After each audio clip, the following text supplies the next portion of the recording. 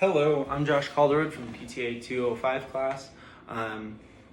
Today I'll be doing some transfer training skills. We'll go over the standing dependent pivot, the different standing pivots, both dependent, assisted, and standby and independent. So given that I only have me today, Michelle's out of town for a little bit, so I won't be able to have a partner for this one. I'll do my best. First is a standing dependent pivot. So something that's important with this is that I would have a gait belt as the patient, and the therapist is able to be in front of me and holding on to that gait belt. Got my gait belt now. So now, we want that around the midsection or upper midsection, higher than the waist, but not too low, not too high. And we want it fairly tight, but not so tight that the therapist can't get their hands underneath it. So for a dependent pivot, first thing is that the main difference is therapists can have the patient hold on to them instead of putting all my weight here. So the therapist will reach under here and hold on to the patient, as the patient can reach and hold on to the therapist to get to their feet, come to a stand, pivot their front foot, step here, and step to the chair. So that's a standing dependent pivot. Meanwhile, the therapist is holding on to this gait belt under the arms the whole time.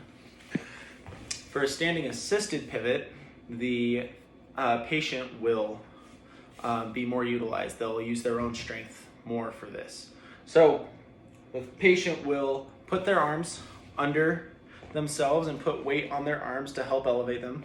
The therapist still has their arms underneath the gait belt, under the arms, holding onto the gait belt securely, and patient gets their feet underneath their knees, nose over toes, and presses up to a standing position where they can step, back step, pivot, sit. So that's the assisted. For the standby, it's mostly the patient that's going to be doing the work. The therapist is there for security and for added assistance when necessary. So the therapist, instead of standing right in front of me, they'll be up to the side of me so they can help. They'll usually be on the affected side. So what we'll do is I will have my hands here and stand, put my nose over my toes, my knees over my toes as well. And the therapist will be here, contact guard assist from the back and from the side in this area, help guide me here, and I can reach to here and sit. So that's the standby pivot. For the fully independent stand pivot transfer, will look pretty similar, except the therapist doesn't need to be involved. They're there, if they're there at all, they're there for emergencies or for like a sudden unexpected loss of balance, and to help cue the patient when necessary, if necessary.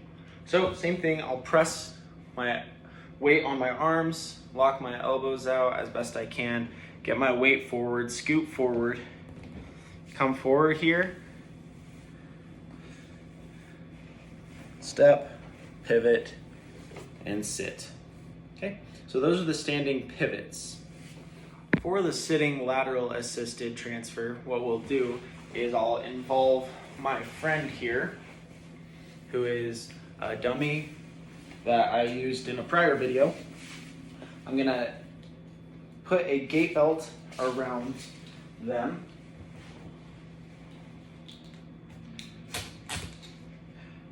And what we're gonna do is a lateral, assisted lateral transfer from sitting. So I can get up next to them, I'll support from behind and I'll support their lower extremity and help slide them further along the bed or further along their chair, moving them from side to side.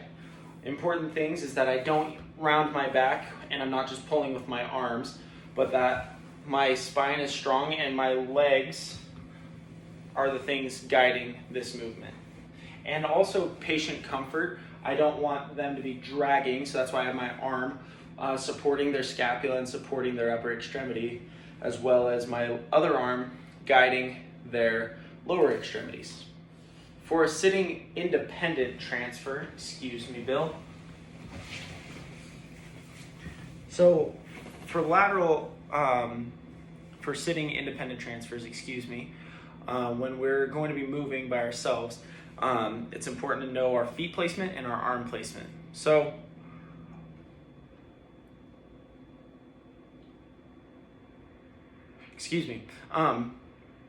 my hands are underneath me, slightly out whichever direction I'm going to be going. I get my nose over my toes, my knees over my toes, and I press my hips up, and I can slide to the new place that I'm going to be going to. For the seated dependent lift, my patient is seated, but they can't stand up themselves. So, like as if I'm helping them out of a wheelchair or out of this couch, whatever it is, I'm gonna block their knees with my knees. I'm gonna stand in front of them, loop my arms through their gait belt here, under their arms, and with a straight back, I'm not all hunched, neutral spine, and I'm strong, and stand up, and it's just like that. So I'm able to help them go from a seated to a standing position. So the next part is a recumbent or a lying dependent lift. From what I was finding, this is helping somebody off the floor or helping them from a lying position. So my patient is down here on the floor unit, so I'm going to help them get to their feet and to a seat and then their feet. So things to do for this. If I can get my patient to a seated position here,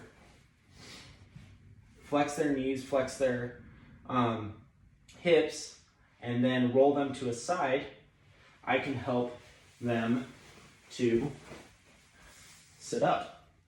Then I get their feet underneath them and my arms are underneath their gait belt. And I can step over and block their knees so they don't slide out in front of me. And from a lower position, and my back is straight, I help them to their knees. Then I help them prince kneel. I'll scoot back for the sake of the video. Help them prince kneel, so one leg's up, and help them to stand and pivot and sit. So that's a supine from the floor to the chair.